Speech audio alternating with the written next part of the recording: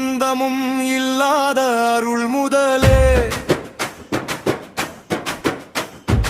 அகிலம் அனைத்தும் தாங்கும் பரம்பொருளே அன்பெனும் வடிவாக நின்ற அருள் ஒளியே அறிவெனும் ஒளியாக நிறைந்த பரம்பொருளே நெஞ்சில்